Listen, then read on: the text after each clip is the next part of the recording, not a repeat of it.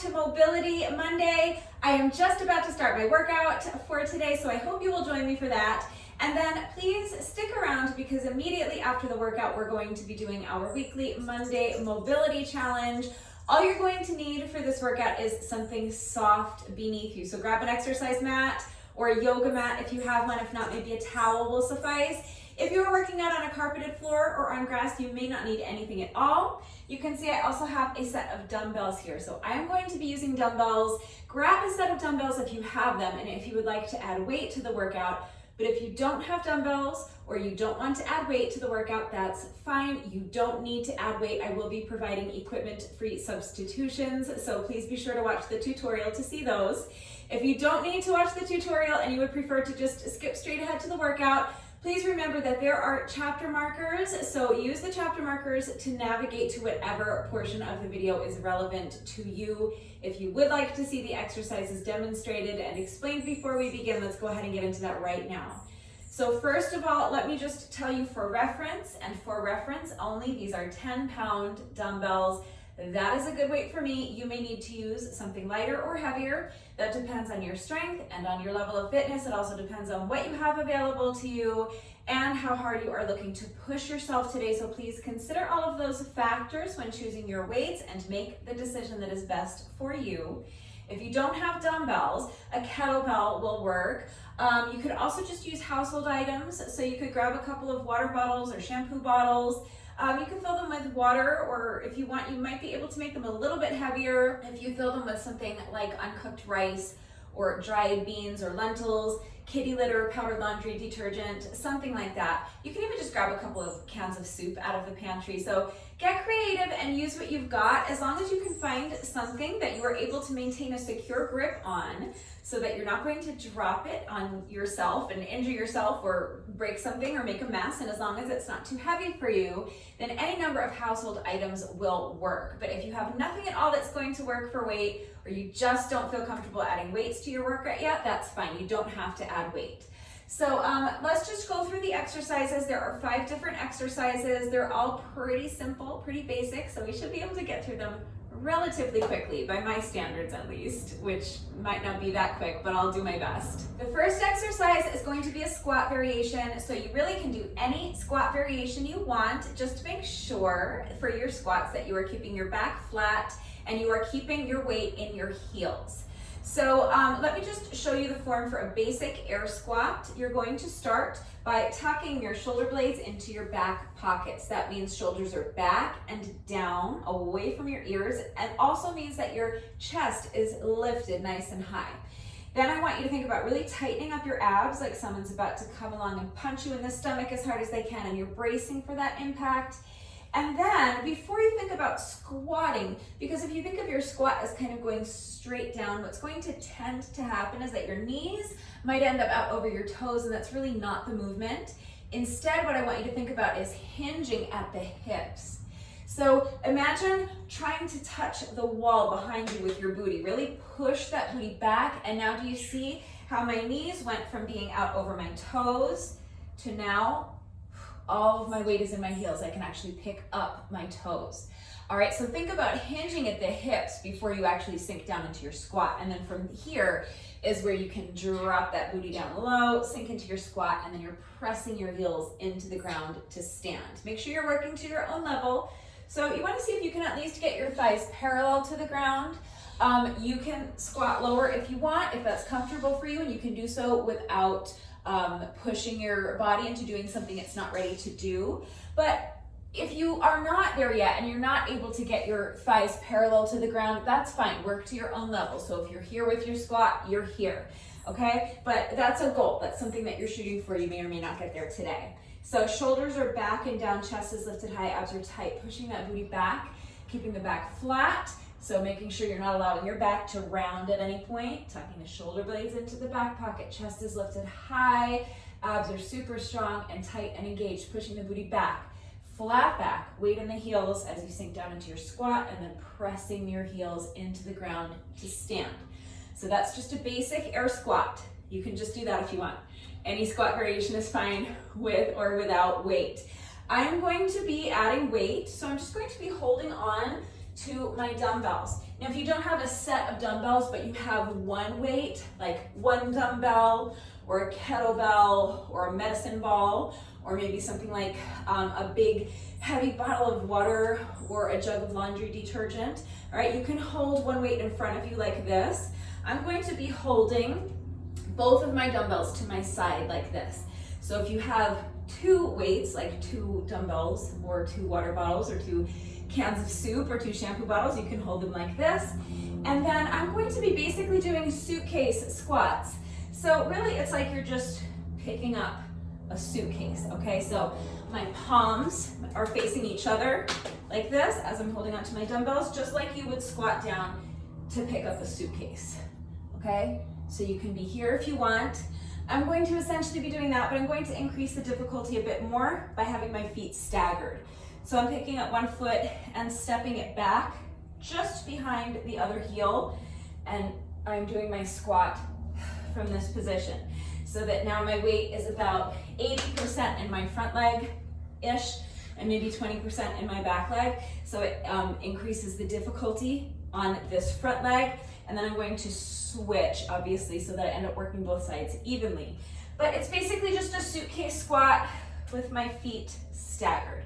All right, so holding the weights to the side, feet are staggered, shoulders are back and down, chest is lifted high, abs are tight, hinging at the hips, flat back, weight in the heels as I sink down into that squat, and then pressing into the ground to stand.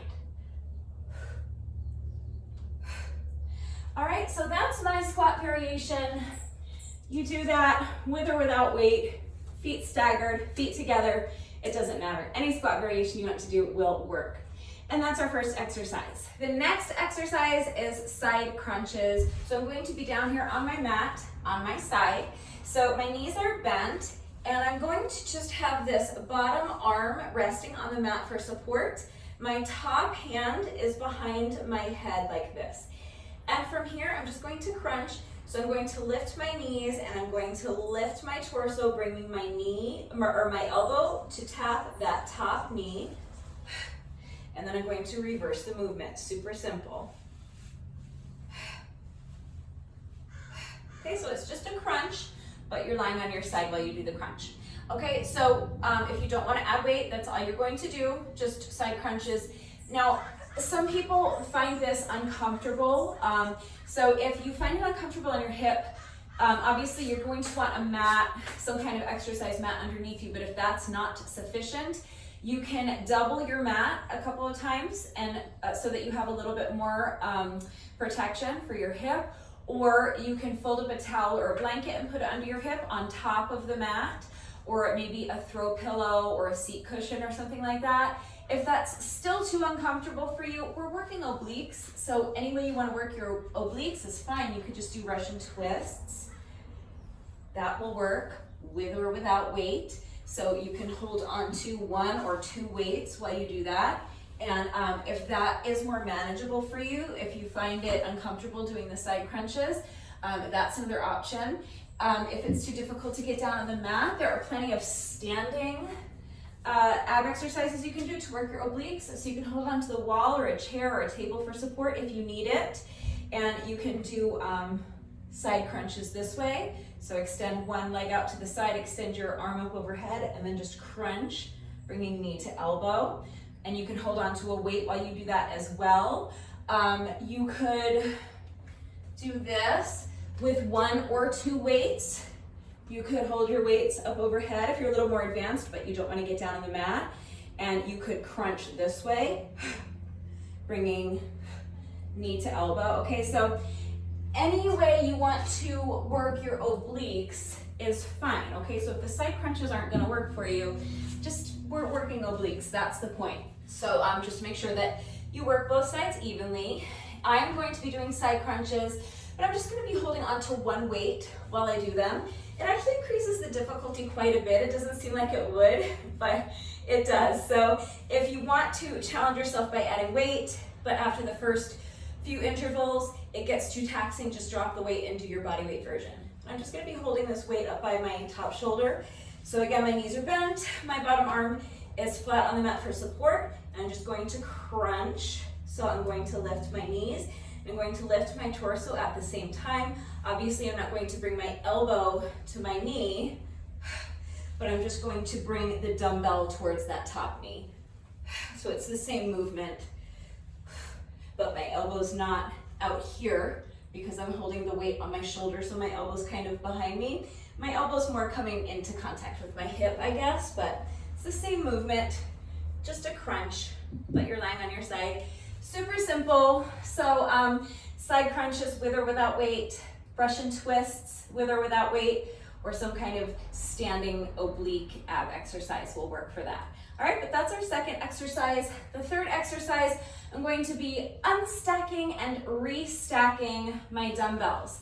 So if your dumbbells are rounded on the ends, this won't work. Mine are hex dumbbells, which means they're flat on the bottom and flat on the top. So I am able to stack them one on top of the other like this. And all I'm going to do is unstack them and restack them, okay? I'll be in a plank position while I'm doing that. So any kind of plank exercise you want to do is fine. So if you don't have weights, you need a completely equipment-free option. The point with this particular plank exercise is that we're balancing on one arm at a time. So anything where you're doing that, like probably shoulder taps would be a great option. So if in your plank position, you can just pick up one hand at a time, tap the opposite shoulder, something like that. You could do Santana planks, rotating from your high plank into a side plank. You could do that from your elbows. I love this exercise. It's a Santana plank from the elbows. So my arms are stacked like this. If you opt for that variation, just make sure with each interval you're switching which arm is on top. But that's another option. But really, there are a million different plank exercises that you can do. So pick one. You could do bird dogs. If it's too difficult to be in a plank position like this, you can just start out in a tabletop position right here and do bird dogs. So extend one leg behind you, extend the opposite arm out in front, and then just crunch knee to elbow. Again though, if you're going to do that, just make sure you're switching sides with each interval so you work both sides evenly, but there are a million different exercises you can do here if you need an equipment-free option. So really any plank exercise you want to do is fine. But there's like 3 or 4 options for you just right off the top of my head. If none of those are going to work for you and you need further help coming up with a substitution for this exercise or for any of these exercises, please just ask. I'm always happy to help with that. But I'm going to be stacking and restacking my dumbbells. So it's going to look like this. I'm going to start with my dumbbells stacked one on top of the other, and then I'm going to come up into a plank position. So in your plank position, make sure your head is in line with your spine. You don't want to allow your head to drop down like this. You do not need to overcorrect by hyperextending your neck and jutting your chin out. Just want your head perfectly in line with your spine. So if you imagine that you're standing with your back up against the wall and just gently pressing the back of your head into the wall, that's where you want your head to be. And make sure your head stays still. And you want to make sure your shoulders are away from your ears. So what I mean by that is it's a really common mistake that you'll see people do where they're kind of, they get fatigued and start sinking down into their shoulders like this. So what you want to do is push the mat away from you. Constantly think about pressing the ground away from you so that you're up as high as you can get in that plank and your shoulders are away from your ears. And then finally, you want your back flat. So when we were doing our squats, remember the bullet points for the squats were flat back, weight in the heels. So with our squats, what we were trying to avoid was a rounded back. With our plank, we're trying to avoid the opposite of that. We're trying to avoid an arch in the back. So what that means is that you want to be aware that you're not allowing your hips or your belly to droop down towards the mat like this. That is causing an arch in my back. We want a flat back, so you fix this by tightening up your abs. Same thing with our squats. Someone's about to come along and punch you in the stomach as hard as they can. You're bracing for that impact. That is how strong and tight and engaged your abs need to be. And you're going to use your ab muscles to lift your hips high and keep them lifted nice and high.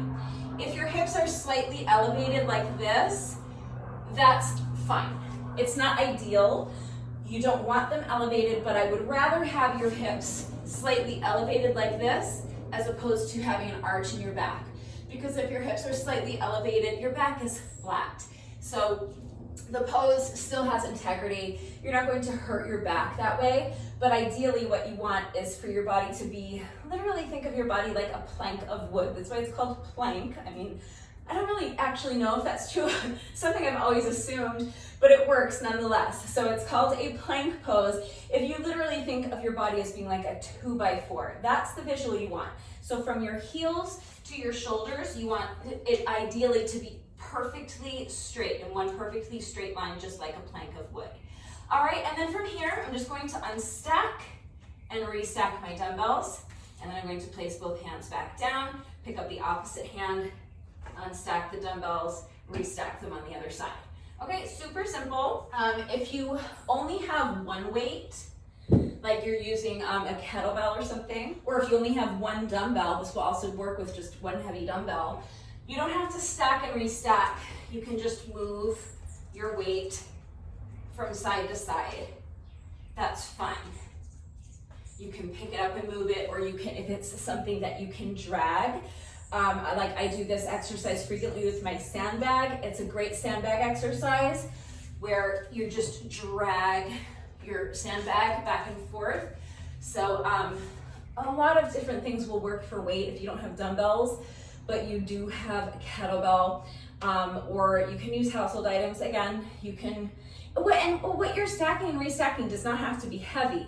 Like that adds a little bit of difficulty, the fact that the things that I'm stacking and restacking weigh 10 pounds, but you can just as easily stack a couple of cans of soup.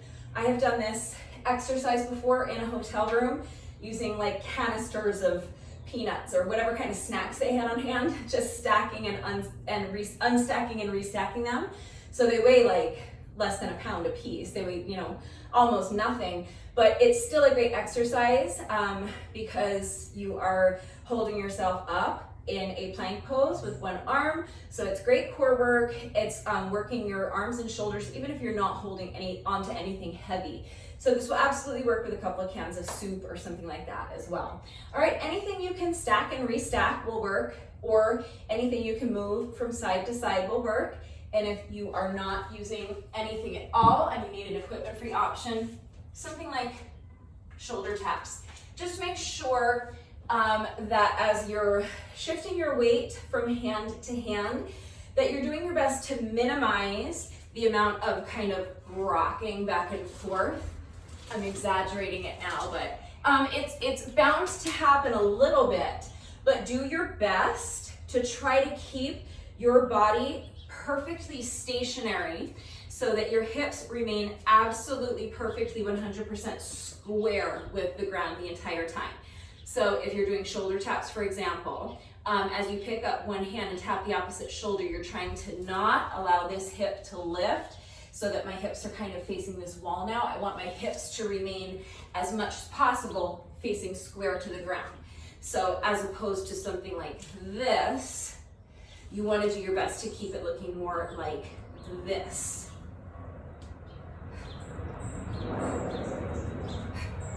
And that goes whether you're doing shoulder taps or whether you're unstacking and restacking your dumbbells. Whatever variation of this exercise you're doing, just do your best to minimize that kind of rocking back and forth. All right, but that's our third exercise. 2 more. So for the fourth exercise, I'm going to be doing a sit-up with a press-up.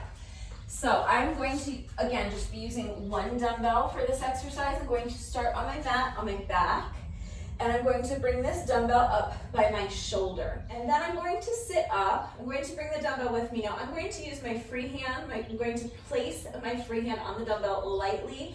I'm not using this hand to bear any weight. I'm just kind of spotting myself. I'm going to begin, before I start my sit-up motion, I'm going to begin by tilting my pelvis forward. So by that, I mean I'm really pressing my low back into the mat. So if you lie here relaxed, there's going to tend to be a curve to your low back. Do you see how I can slide my hand right underneath my low back? We want to get rid of that. So you're going to tilt your pelvis forward, press that low back into the mat. And so now you see there's no space between my low back and the mat. I can't get my hand underneath there.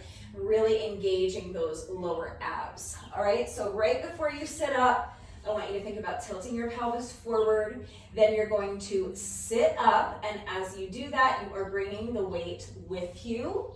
And as you get to the top of the movement, you're going to press the weight up overhead. So just straightening your elbow, press the weight up overhead, and then you're going to bend your elbow, bring the weight back down towards your shoulder with control. And again, I'm going to place my free hand on top of my dumbbell and just kind of spot myself on the way down, just kind of guide it. And that's one rep. All right, super simple. So it's just a sit up with a press up. Sit up, press the weight up overhead, bring the weight back down to the shoulder, and return to your starting position.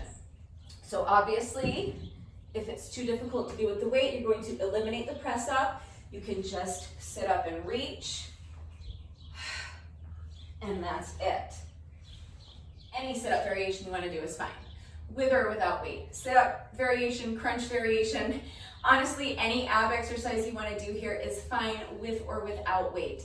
So that is up to you, but I'm going to be doing just a regular sit-up, and then I'm going to add a little overhead press.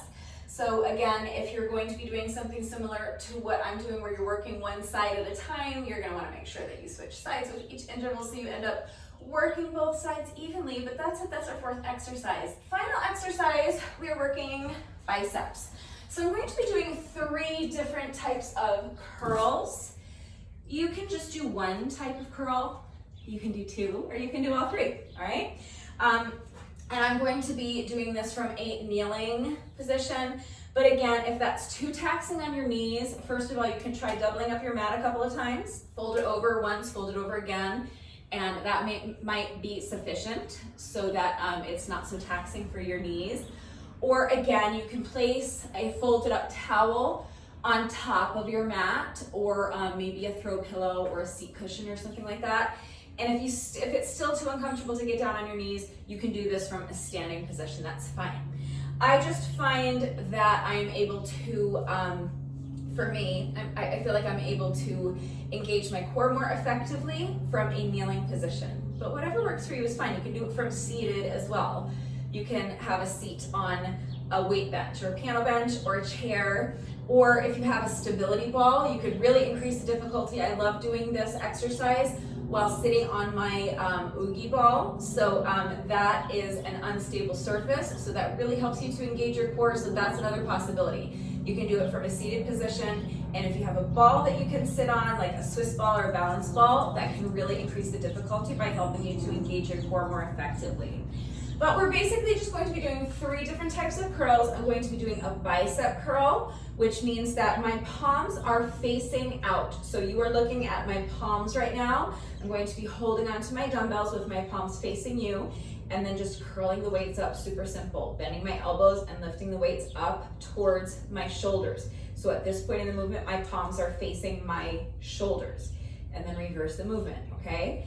Then I'm going to be doing a hammer curl. So I'm going to rotate my wrists so that now my palms are facing each other. So my palms are facing the outsides of my thighs, and I'm going to do the same exercise with my palms facing each other. So it's the same way you would hold a hammer. If you're swinging a hammer, that's why they are called hammer curls, I think. Again, I never really gave it much thought other than just assuming that it's because that's the way you swing a hammer. If I'm wrong, let me know.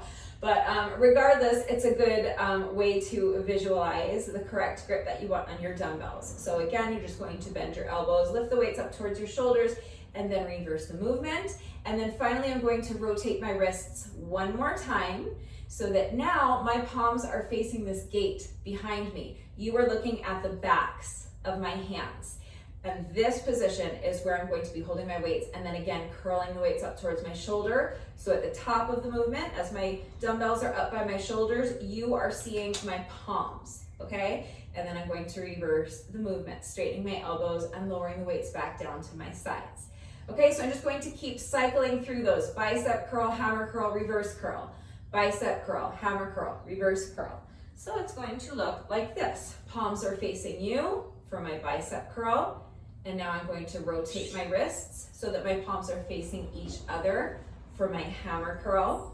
Then I'm going to rotate my wrists again so that my palms are facing behind me, and I'm going to do my reverse curl, okay? And then rotate the wrists facing front again and starting over at the top.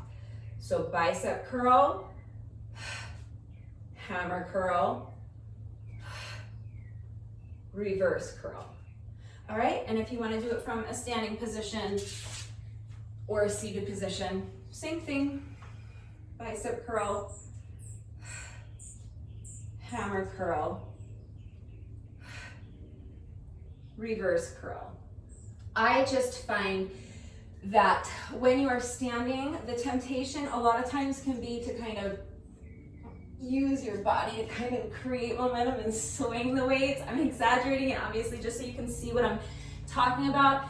So it's easier, I think, to minimize that if you are seated or kneeling, but it's not necessary. Just be mindful of it. So if you're going to be standing, do your best to really isolate the movement as though you are seated or kneeling, so that from your waist down, you really don't want that moving around. You really want to keep that stationary, and you want to focus on just really tightening that core, feeling all those tiny little stabilizer muscles in your core engaging, and making sure that it's your upper body doing all the work. You're not swinging your body and using your lower body to create momentum, all right? But that's it. That's all 5 exercises. And I know that was not brief. I know, okay? You guys, I gotta be me. I don't know what to tell you. But that's all 5 exercises along with your, if you're not, I was gonna say along with your beginner modifications and equipment-free substitutions, but I did not give you an equipment-free substitution for that final exercise. And the reason why is because there's really not one. We're literally, I just told you, you're isolated, just using, your biceps, you're just using your upper body to do this movement. So if you're not lifting anything, it doesn't make any sense to do the exercise without holding on to anything. So if you have absolutely nothing, first of all, if you don't have dumbbells, but you do have a kettlebell or a medicine ball or a sandbag or a jug of laundry detergent or something like that, you can curl just one weight like this. That's fine. Just stick with that variation the whole way through. So obviously you're not going to be rotating your wrists, but you can curl pretty much anything. And of course, if you're using shampoo bottles or water bottles or cans of soup, you can curl those. If you have absolutely nothing that's going to work for weight, or you just don't want to add weight, we're working upper body. So choose a push-up variation, pull-up variation. That's gonna be your best bet, I guess, is just doing like probably a push-up variation. That's gonna work your arms and chest. If you do a pull-up variation, that'll work arms and your upper back. So any kind of push-up or pull-up variation you wanna do is fine. So now you have all 5 exercises along with your equipment-free substitutions and your beginner modifications. So now here is the format. This is going to be a 20-minute Tabata style HIIT workout. So breaking down what that means, 20 minutes means 20 minutes, but it's actually going to take a little bit longer than 20 minutes. Tabata means specifically 10-second rest intervals and 20-second work intervals times 8 rounds, which is 4 minutes. So there are 5 different exercises. We're going to be doing each exercise for 4 minutes, and that's our 20 minutes of Tabata style HIIT, H-I-I-T. That stands for high intensity interval training. So we're on intervals, 10-second rest intervals and 20-second work intervals. And high intensity means that you want to really push yourself to complete as many reps of each exercise as you can in that 20-second work interval. Just make sure that you are completing your reps with proper form. That's why it takes so long going over how to do the exercises correctly. Yes, we want to keep it high intensity, and yes, that means you're completing as many reps as you can during each work interval, but not at the expense of your form. All right, but that's what I mean when I say 20-minute Tabata style HIIT workout. Again, it's going to take a little bit longer than 20 minutes because you need to account for the time that it's going to take you to transition from one exercise to the next. So I'm going to be doing my best to keep those transitions as short as possible because I do want this to feel like one 20-minute workout as opposed to 5 little 4-minute workouts. All right, so take as long of a rest break as you need in between the exercises, but challenge yourself to keep the rest breaks as short as you can. We really want to keep this moving so that you want to think of it as a 20-minute workout as opposed to 5 4-minute workouts, all right? But that's it. So we're starting with squats. We're going to be doing 8 rounds of squats. So 10-second rest intervals, 20-second work intervals times 8 rounds. That's 4 minutes. After 4 minutes of squats, we'll move on to side crunches. So making sure that you're switching sides with each interval. So for my squats, remember I'm in a staggered stance. So for my first work interval, I will have this foot behind and then I'll rest for 10 seconds. And then with my next 20-second work interval, I'll place the other foot behind. And I'll just keep alternating which foot is in front and which foot is behind with each work interval. Next exercise is side crunches. So I'm going to do 20 seconds, as many side crunches as I can do on one side, and then we'll rest for 10 seconds. During that 10-second rest interval, I'm going to be flipping over to the other side, transferring my dumbbell into the other hand, and then with that next 20-second work interval, I'll complete as many reps of side crunches as I can on that side. And then I'll keep switching sides with each work interval. All right, then our next exercise is unstacking and restacking the dumbbells or whatever plank variation you're doing. So with that one, I don't have to switch sides with each interval. I'm just going to unstack and restack my dumbbells as many times as I can during that 20-second work interval, rest for 10 seconds, and then get right back to work unstacking and restacking the dumbbells. And we'll do that 8 times. That's our 4 minutes. So after we've done each exercise for 4 minutes, we're moving on to the next exercise. You do each exercise for 4 minutes before moving on to the next one. So 4th exercise, again, I'm holding my dumbbell in one hand for my sit-up and press-up. I'm going to keep my dumbbell in that same hand for the entire 20-second work interval. And during my 10-second rest interval is where I'll switch hands with my dumbbell and then I'll work the other side for 20 seconds, switching arms with each work interval. And then we'll finish with biceps. So my bicep curl and then hammer curl and then reverse curl. I'll just keep cycling through that for 20 seconds. I'll probably put my dumbbells down and shake it out, rest for 10 seconds, and then pick them back up and get right back into it, okay? So each exercise is done for 4 minutes before moving on to the next one. And that's it, that's our 20 minutes. So again, I'm going to be doing my best to move from one exercise directly to the next as quickly as I can so that I keep my entire workout to just over 20 minutes. I want to keep it as close to 20 minutes as I can.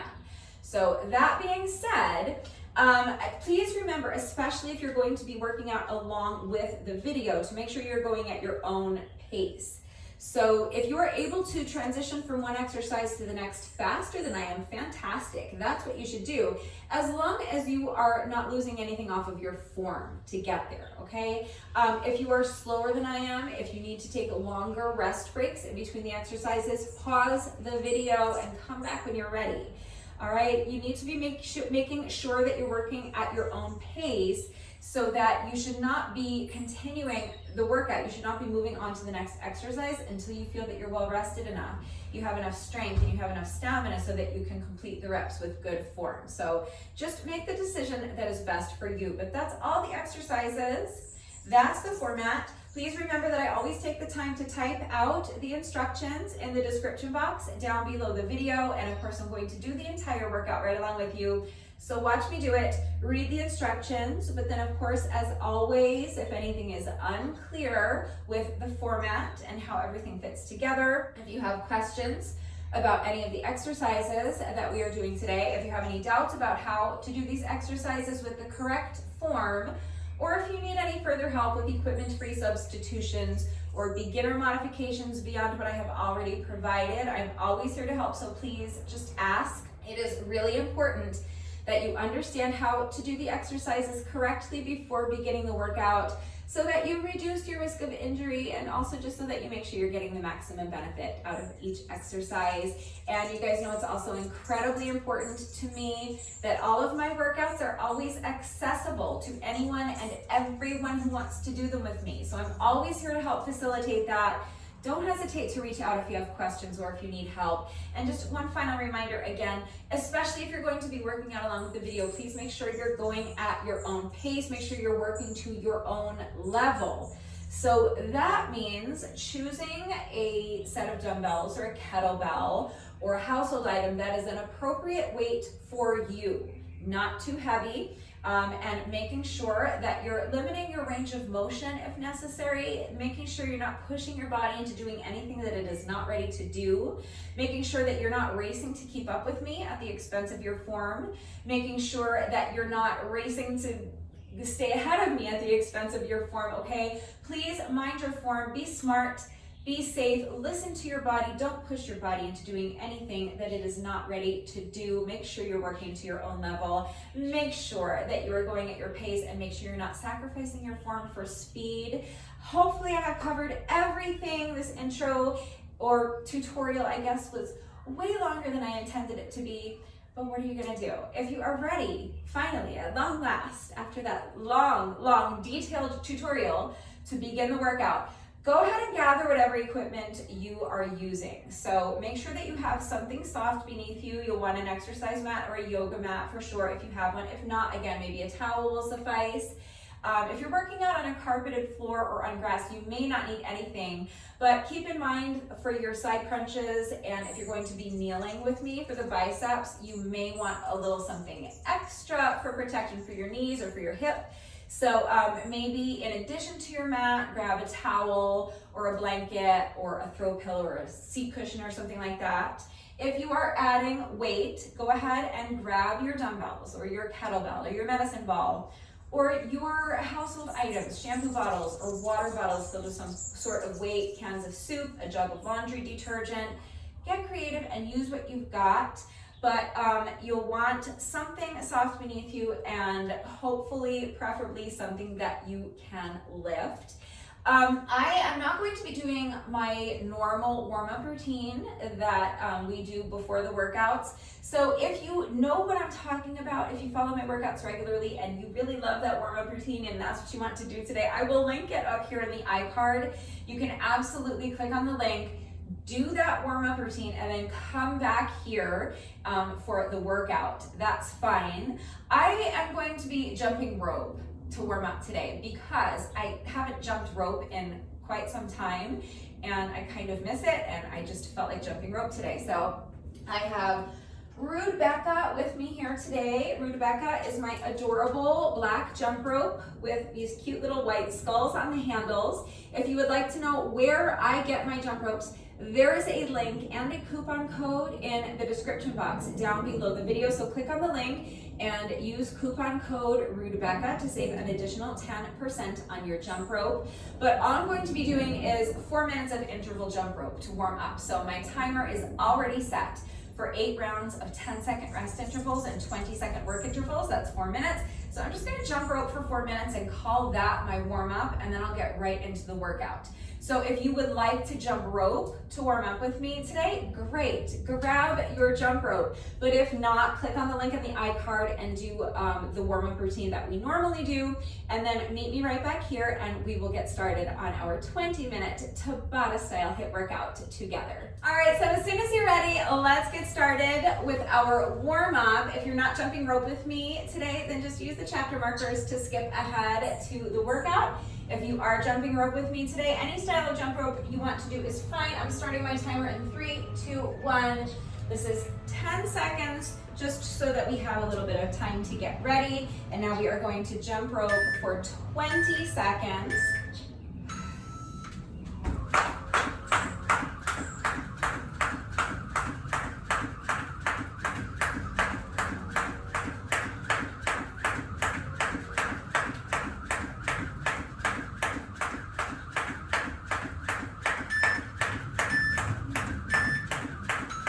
Rest for 10.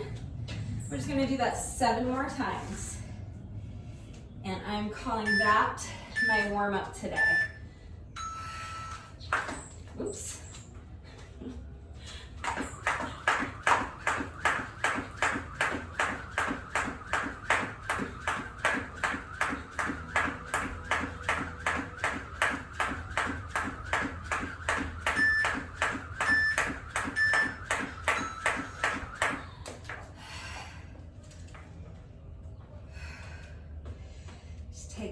10 seconds to breathe, and then right back into it.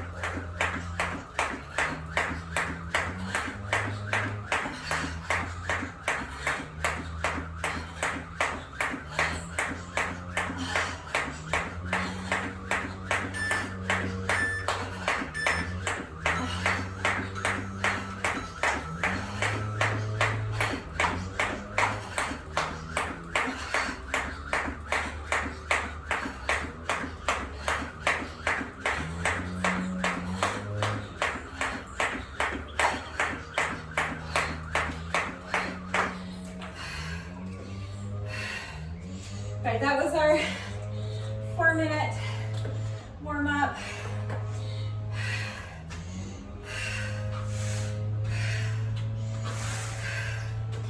Plus a little extra there at the end. I just figured I would finish with a set of 100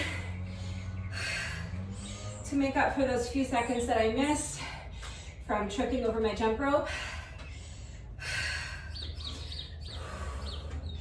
So it's closer to 5 minutes, but that's good. We usually do a 5-minute warm up. So I'm just gonna finish with a quick hamstring stretch.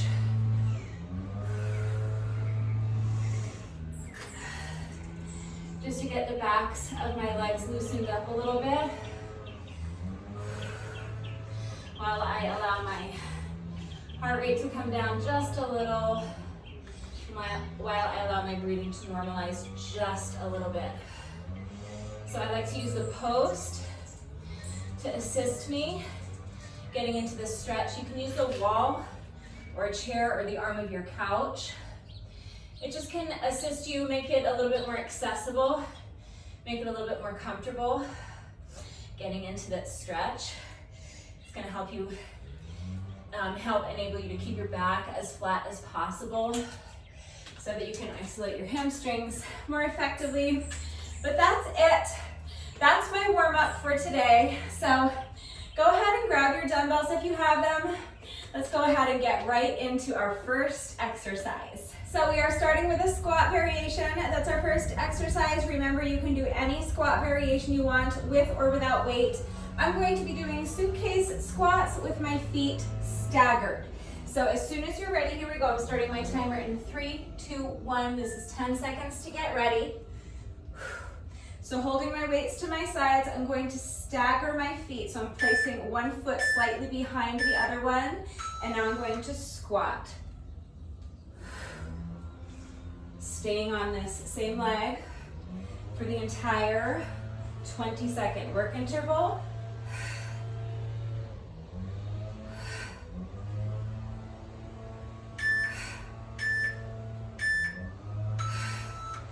And rest. Now I'm going to step the opposite foot behind and squat.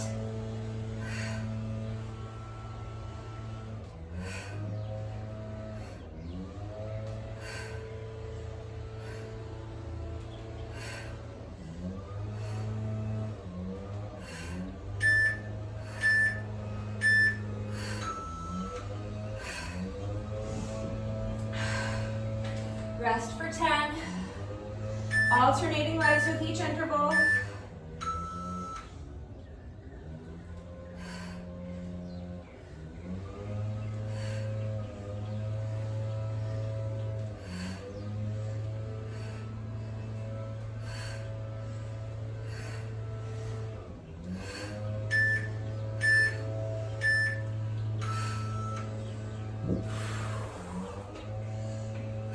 Shake it out. Pick up the weights, other foot.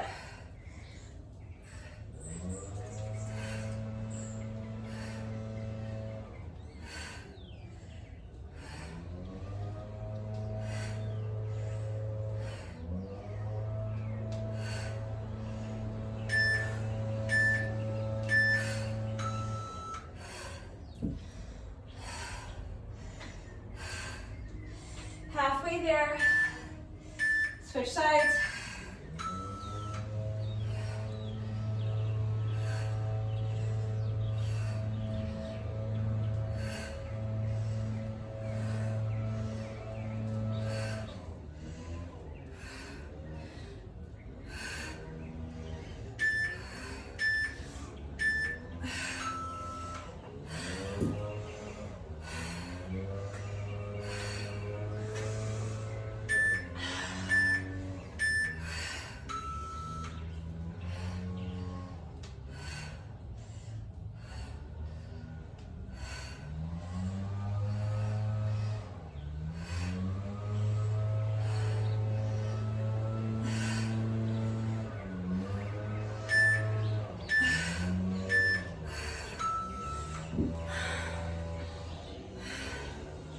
Just once more on each leg.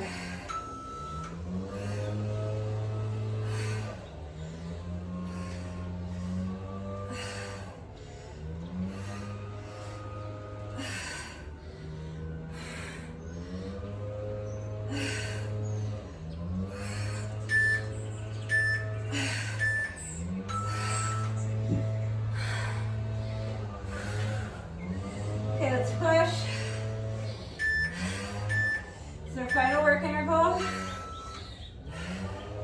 And then we're finished with squats.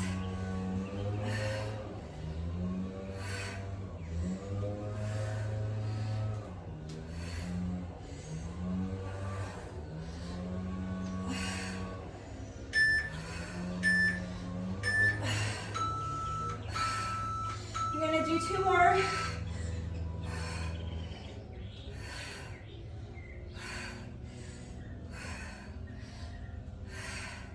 Actually, 4 more.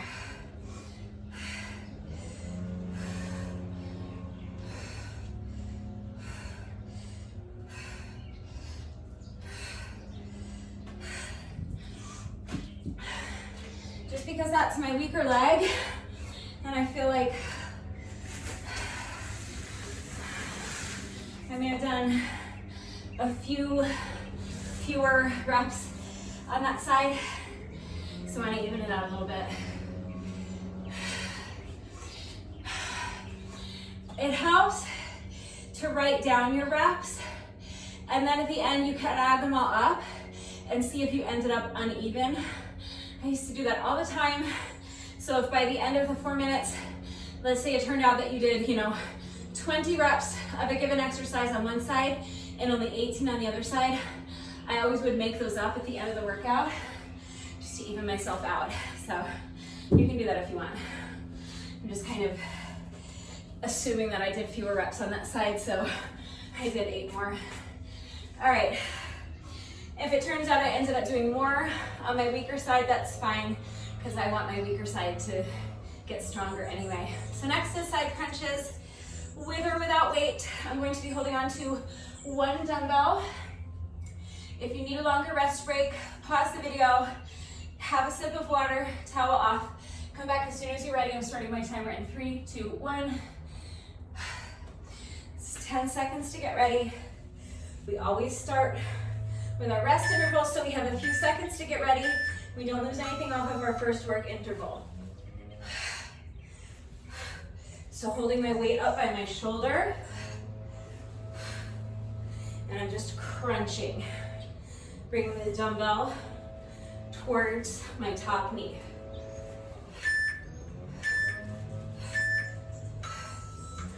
Now using this 10-second interval to switch sides. So I'm gonna flip over, pick up the dumbbell with my opposite hand, hold it up at my shoulder, and crunch. Lifting my knees up, keeping my knees pretty much glued together as much as possible while I do the crunch. And then bringing the dumbbell towards that top knee. Using this 10-second interval to switch sides. Dumbbell up by the shoulder, and now crunch, bringing the dumbbell towards that top knee.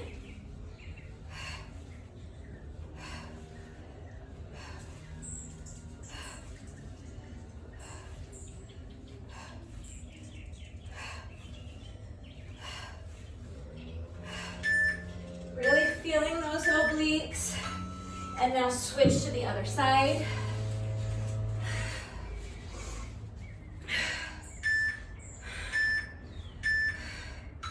And crunch.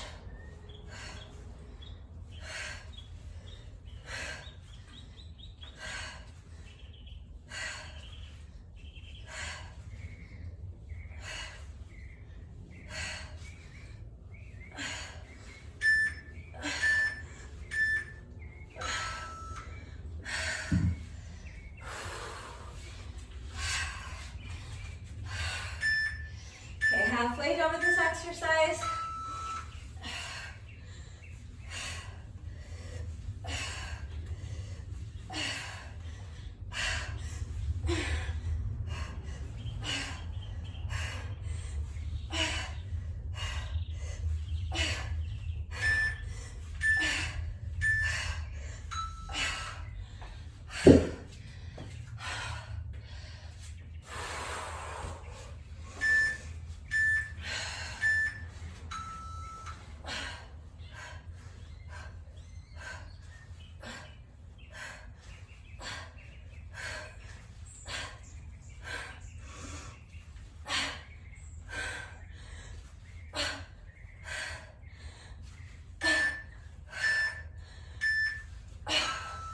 Okay, just once more on each side. Remember, if it's getting too taxing holding onto the weight, you can switch to a lighter weight, or you can drop the added weight altogether.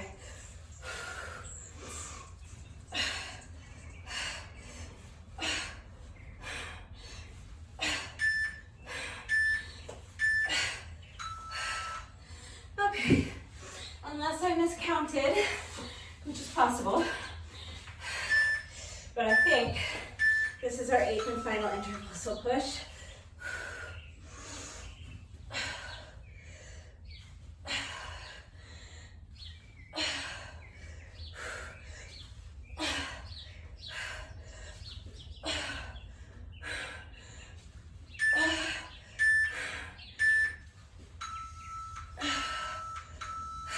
All right. So the good thing about this format is that even though it's not technically a no repeat workout, it kind of feels like one. Because we're doing all reps of each given exercise at once. So once we're done with the exercise, we're not going back to it. So that's 2 exercises complete out of 5. We're all done with squats. We're all done with side crunches. So now we're going to do our plank exercise. I'm going to be unstacking and restacking my dumbbells. You do whatever plank exercise you want for 4 minutes, and then we're done with plank. I'm gonna start after the plane, so I don't have to shout over it as I shout over the plane to tell you that.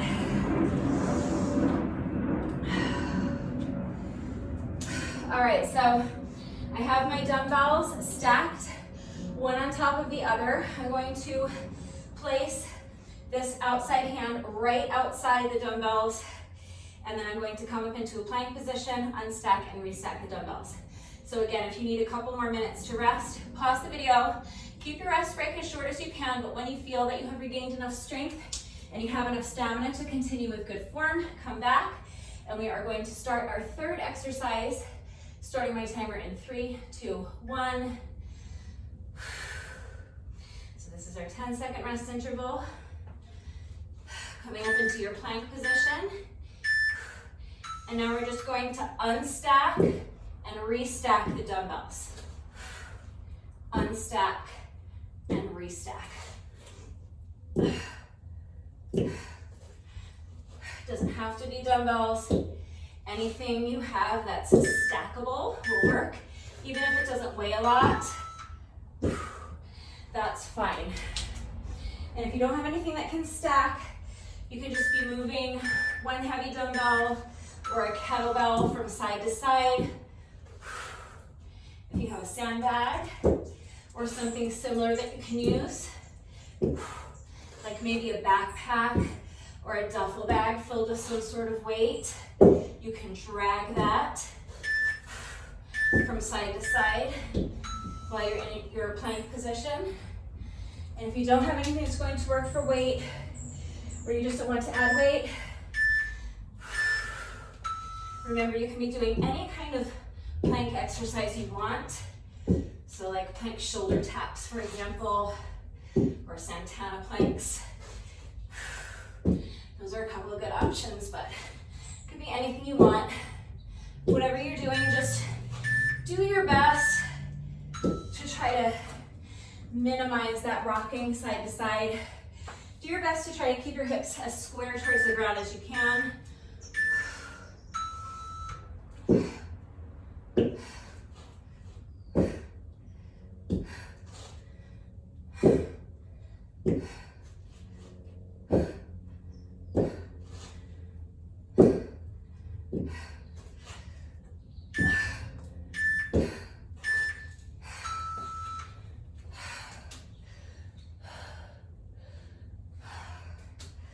Okay. A couple more intervals left.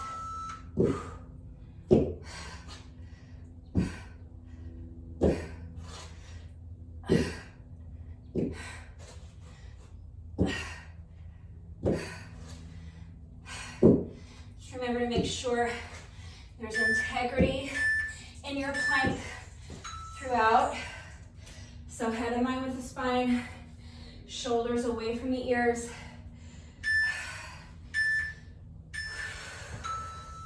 Make sure your abs are super strong and tight and engaged. Make sure your back is flat. You're not allowing your hips or your belly to droop down towards the mat, causing an arch in your back. You're using your ab muscles to lift your hips nice and high and keep them lifted high.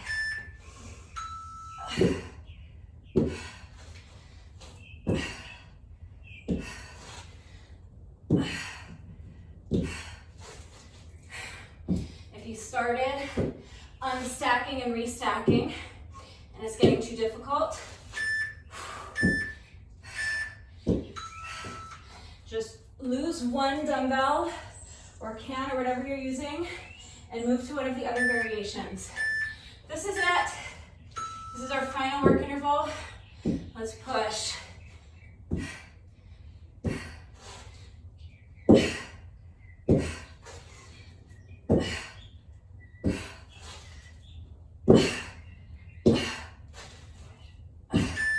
Just now realizing. I'm gonna do one more just so I end up even. Just now realizing I forgot to put my gloves on. My hands are filthy and it's not very comfortable on this concrete, but I'll survive. All right. So that's our third exercise. 2 more to go. So now we're back to abs.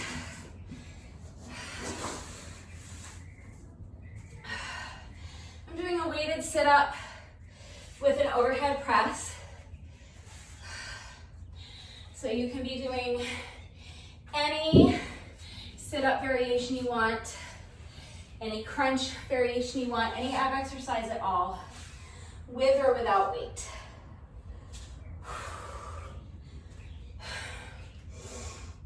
I'm gonna start lying on my back on the mat, knees bent, feet flat on the mat. I'm gonna have my weight up here by my shoulder to start, and remember, right before you sit up, that you wanna make sure you're pressing your low back into the mat. As soon as you're ready, here we go, I'm starting my timer in 3, 2, 1. Starting with our 10-second rest interval. So, weight is up by the shoulder. Now I'm going to sit up and press the weight up overhead. I'm gonna bring the weight back down towards my shoulder and return to my starting position.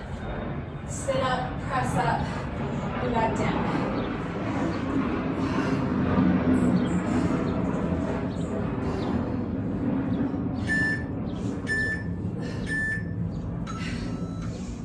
Now with my 10-second rest interval, I'm switching sides. So holding the dumbbell up by the opposite shoulder. Sit up, press up, and return to your starting position. Sit up, press the weight up overhead, weight comes back down to the shoulder, and sit back down. Staying on this arm for the entire work interval. And then using this 10-second rest interval to switch sides. So with each work interval, we're switching sides. And here we go. Sit up, press the weight up overhead, and back down.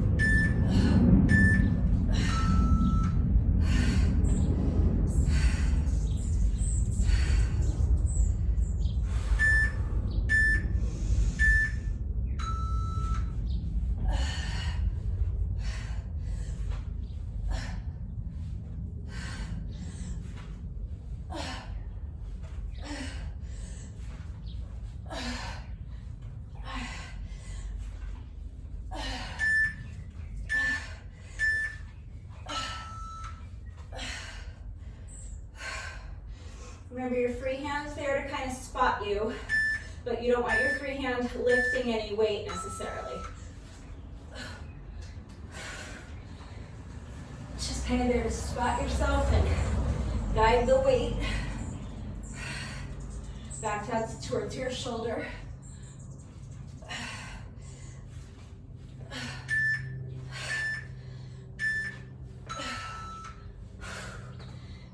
said last count. I think we just have one more interval on each side. So let's push.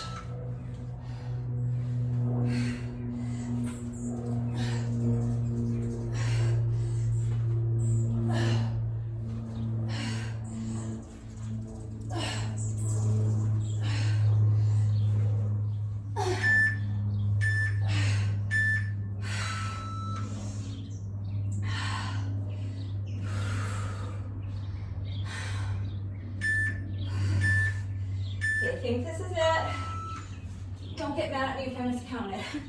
But let's push regardless. Let's act like this is our last interval of this exercise. And really dig deep. Push hard. But make sure you're continuing to mind your form. Just did one extra one because again, that's my weaker side, so I'm assuming I did at least a couple fewer reps on that side.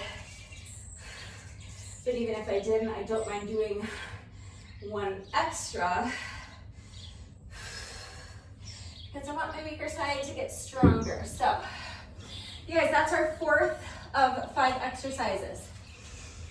Right, we did squats, we did side crunches, we did our unstack and restack.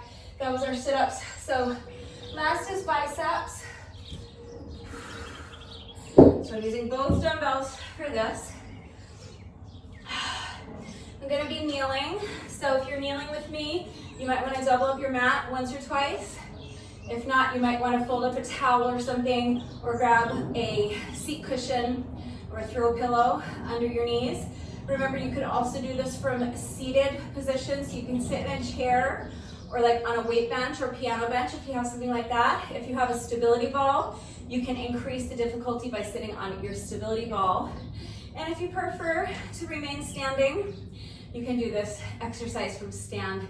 Just remember to really try to keep your body stationary from the waist down so you're not swinging your body and creating momentum. You want to isolate the movement.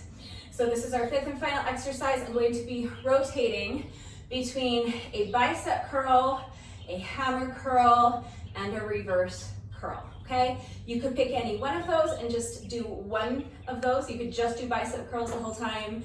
You could just do hammer curls the whole time. You could just do reverse curls the whole time. It doesn't matter.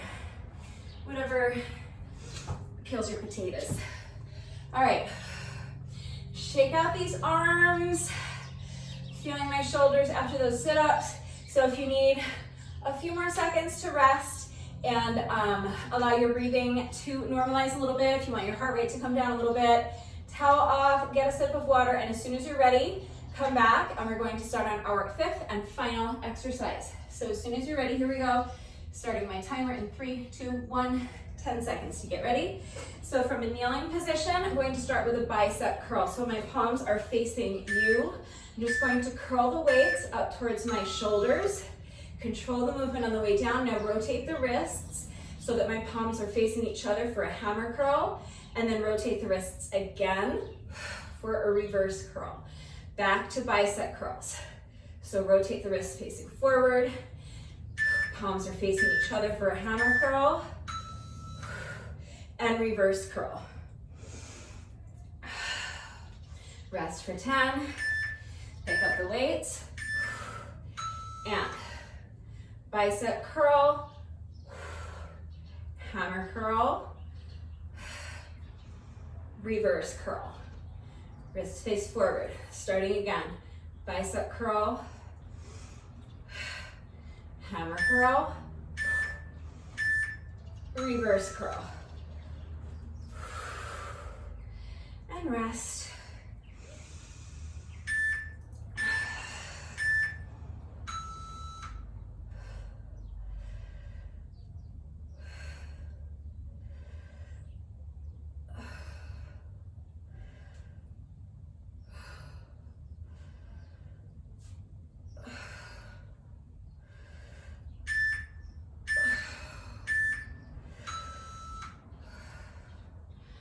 So I'll make it my goal to cycle through those twice with each work interval.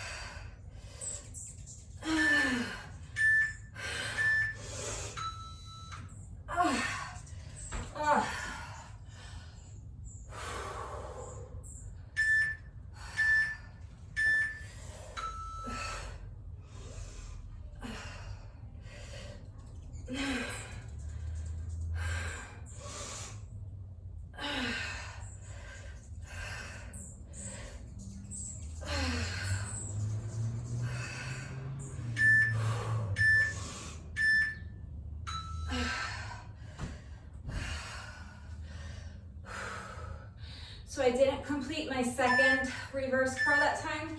So this time I'm going to start with my reverse curl. And then I'll go back to bicep, hammer curl, reverse curl.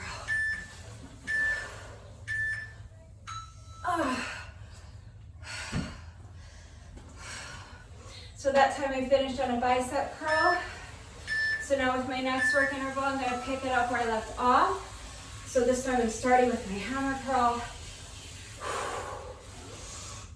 reverse curl, and starting over. Bicep curl, oh holy cannoli. Hammer curl. Oh, that's it. Let me just finish with this final reverse curl. And that's it. That's our 20 minutes. Amazing. All right, we are not quite finished yet.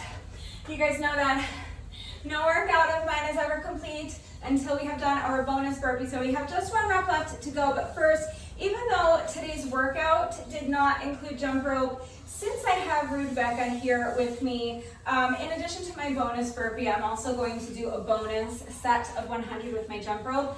The bonus burpee is mandatory. You must do your bonus burpee. The bonus set of jump rope is completely optional, obviously. So if you have your jump rope handy and you would like to join me for a bonus set of jump rope, again, any style of jump rope you want to do is fine. We're just counting 100 revolutions of the rope. If you do not want to do this jump rope bonus with me, that's fine. Just take another minute to breathe and cheer me on, and hopefully hope that I can get through this without tripping over my jump rope. And if you would like to join me, we're just counting 100 revolutions of the rope. So as soon as you're ready, here we go. We are counting like this. 1, 2, 3, 4, 5, 6, 7, 8, 9, 10, 20, 30, 40, 50, 60, 70, 80, 90, 1, 2, 3, 4, 5, 6, 7, 8, 9, and that is 100.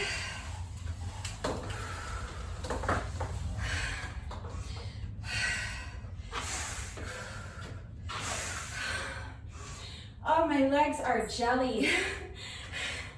I'm actually surprised that I got through that without tripping over Rebecca. But that's it. That's our little bonus set of jump rope. So now we have just one rep left to go. Let's go ahead and do our bonus burpee together, and then the workout will be officially complete. So as soon as you're ready, here we go. Final wrap of the day.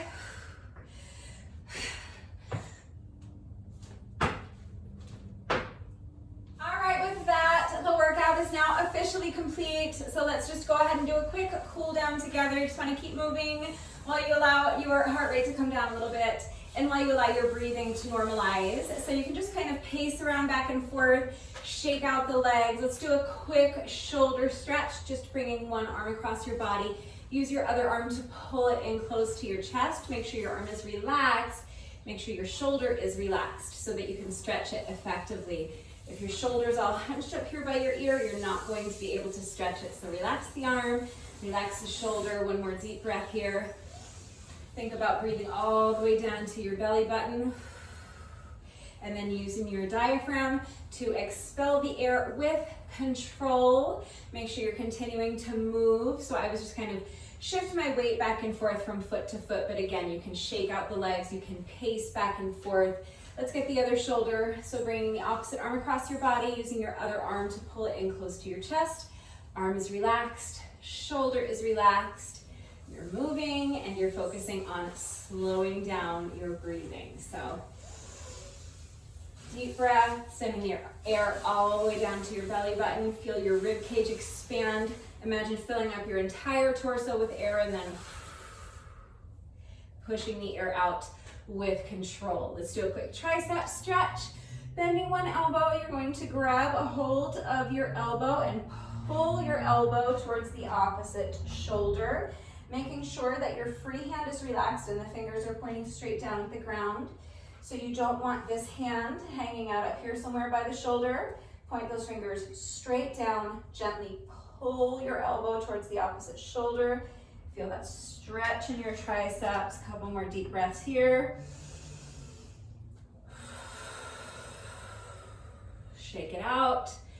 And let's get the other side. So bending the opposite elbow, place your hand on your elbow and gently pull your elbow towards the opposite shoulder. Fingers of your free hand are pointing straight down at the ground. And you're continuing to either shift your weight from foot to foot or shake out the legs or pace back and forth, whatever feels good to you. Remember focusing on slowing down your breathing as well. And shake it out. We'll finish with a quick quad stretch. So if you struggle with balance, you can hold onto the wall or a chair or the arm of your couch, kitchen counter, dining room table. You can hold on to anything for support as long as it is strong, sturdy, and stable enough to support you. You're going to bend one knee, bring your foot behind you. If you are holding on to something for support, you're just going to reach back and grab a hold of the top of your foot with the hand that's on the same side. If you're not holding on to anything for support, you can reach back and grab a hold of the top of your foot with both hands. And now you're pressing your heel into your booty cheek. Really press it in there. And as you're doing that, you want to make sure you're tilting your pelvis forward. So kind of tucking your booty underneath you. Think about trying to touch your spine with your belly button. And as you're doing that, you're continuing to really press your heel into your booty cheek. As soon as you combine both of those two elements, you're instantly going to feel that stretch intensify as you isolate your quad muscles more effectively, but you're also going to feel that stretch extend all the way up to your hip flexor. So shake it out, and let's get the other side. Bending the opposite knee, reach back and grab a hold of the top of your foot with one hand if you're holding on to something for support. If not, grab a hold of the top of your foot with both hands. Press your heel into your booty cheek, tucking your booty underneath you. Tilt that pelvis forward. Suck your belly button back towards your spine. Continue pressing your heel into your booty cheek as you do that. Feel that stretch intensify in your quad muscles and feel the stretch extend all the way up to your hip flexors. Let's hold here for another deep breath. And come out. And one last time, shake out the legs, shake out the wrists, shake out the arms, swing the arms a little bit, and that's it. That's our little cool down. So if you find that you are still breathing heavily and your heart rate is still elevated, just take a few more minutes. You can continue to kind of pace around. You can do a little more light stretching. That's a great idea. Just remember that this little bit of light stretching that we do for our cool down does not take the place of a proper stretching routine. It's still really important to make sure that you are taking the time to stretch every day. A good 15-20 minutes is ideal. If you have time to do it immediately after the workout, that's always going to be the most effective and the most efficient time to get your stretching done. But if you don't have time to stretch immediately after the workout, that's fine.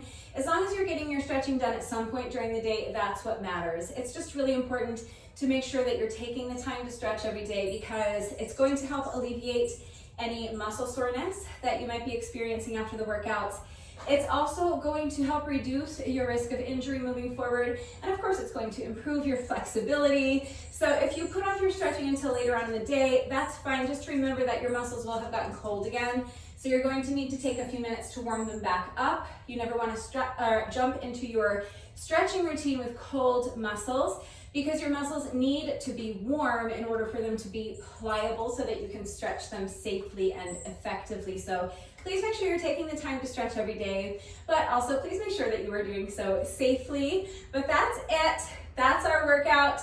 That's our cool down. And now It is a Mobility Monday, so that means that I found another mobility challenge for us to try. I'm going to go grab my phone. We'll watch the mobility challenge together so that we understand the movement, we understand what it is that we are asking our bodies to do, and then we'll go ahead and try it together. All right, so I found this one on Instagram. I'm watching the reel right now. I'm going to show you what I'm looking at so that we can watch it together. All right, mobility challenge. So you can see she's starting in kind of a modified crab pose, I guess you might call it. So we're gonna start with both feet flat on the mat and both hands flat on the mat, and then just pick up one foot. Let's watch it again. So she's starting with one foot placed on top of the opposite knee. And then she is keeping the outside of that ankle kind of glued to the top of the opposite knee the entire time. Now she's flying. Okay, let's watch it again. So she's picking up the hand that's on the same side as her foot that's planted. Now she's going in the opposite direction. So she's picking up her hand on the opposite side. But you can see she's picking up one hand. Let's watch it one more time. Picking up one hand and then kind of rotating 360 degrees. And now she's going in the opposite direction all the way until she's back to her starting position. So that's it. It's a pretty simple movement. It looks like it might be a little bit tricky, but let's give it a shot and see what happens. All right, so she was starting in the middle of her mat, but I'm gonna start towards one end and I'm going to work my way towards the other end and then back. So let's start down here towards this end of the mat. And now I have both feet flat on the floor in front of me. I'm going to pick up this outside foot and I'm going to place the outside of this heel on top of the opposite knee. And now from here, the goal is that this foot stays right where it is. So I'm going to keep the outside of this heel glued to the top of my knee. I'm placing my hands flat on the mat behind me.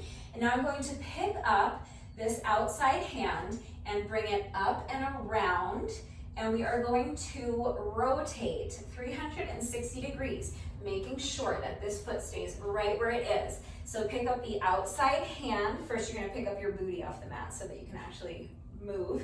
Pick up this outside hand, and now I'm going to bring it up and over. So both hands are flat on the mat, and now I'm going to pick up the other hand, bring it up and over, so that I end up kind of shimmy into position, facing forward again. So that was kind of it. I think maybe trying to go slowly and talk us through it kind of threw me off course a little bit. But now we're gonna do that again. We're gonna repeat that one more time. So we're gonna travel towards the other end of the mat. So again, picking up the same hand, and we're gonna rotate around until we end up towards the opposite end of the mat. And now I just want to make sure we can go in both directions. So again, I'm going to pick up the outside hand, bring it up and over, and now rotate all the way around. And we did it. We're just going to repeat that one more time so that we're going to end up on the same side of the mat we started on. So again, same hand, pick it up, rotate around, and return to the starting position. And that was a little choppy, but we technically did it. I think I met the requirements for the challenge. I don't know how she did hers so smoothly and ended up facing perfectly forward at the end of each rotation. Maybe after practicing it a couple of times, I will discover her secret. But I think that was a successful first attempt. I think we accomplished what was important, and that is keeping that knee, the outside of that ankle glued to the knee the entire time. Now I also think that I should try it with the other foot on top of the opposite knee, just to make sure that not only can I travel in both directions, but that I can do it on both sides. So I'm gonna try it again, but this time I'm gonna start towards the same end of my mat, but this time instead of picking up the outside foot and placing it on top of the opposite knee, I'm going to pick up my inside foot and place the outside of this ankle on top of the opposite knee. And again, the goal is to keep the outside of this ankle glued here to the top of this knee for the entire duration of the challenge. And now again, I'm going to pick up my booty, and I'm going to start by picking up my outside hand, and we're going to bring the hand up and over. And then we are going to complete the movement. It's still pretty choppy, but I'm getting the movement. It's just super choppy. I'm gonna have to watch her do it again and see if there's something I'm missing. One more in this direction. And now I'm going to travel. I'm gonna shimmy until I'm facing forward again. And I'm gonna travel back in the opposite direction. So picking up the outside hand. And once more, same direction.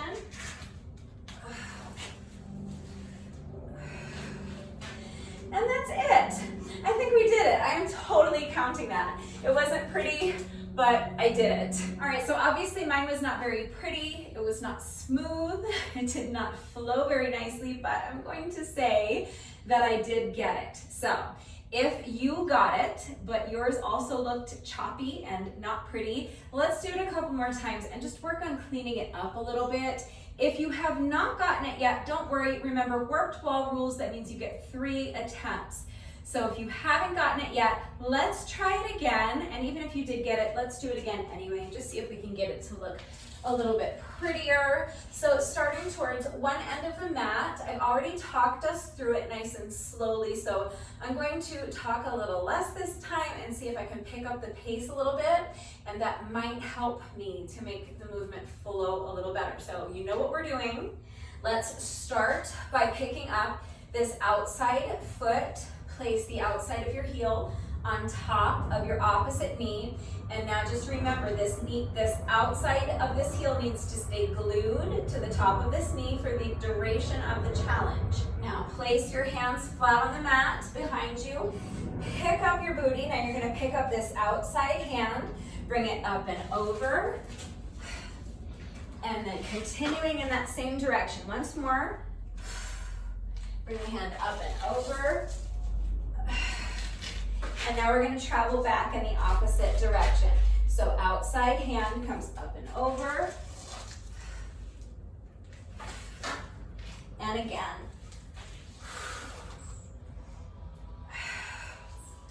All right, now we're going to repeat the same thing with the other foot on top.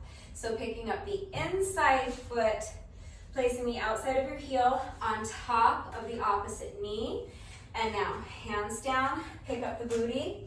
Outside hand comes up and over. One more time in the same direction. And back. I still keep ending up not facing square, but facing kind of off-centered, so I'm gonna need to figure that out. But now traveling back, outside hand comes up and over. And again.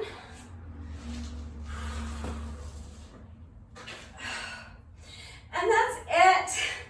That's the challenge. We did it. All right, so now that I've tried it a couple of times and I'm seeing what obstacles are arising, I think I'm realizing why she started in the middle of her mat as opposed to starting towards the end of the mat.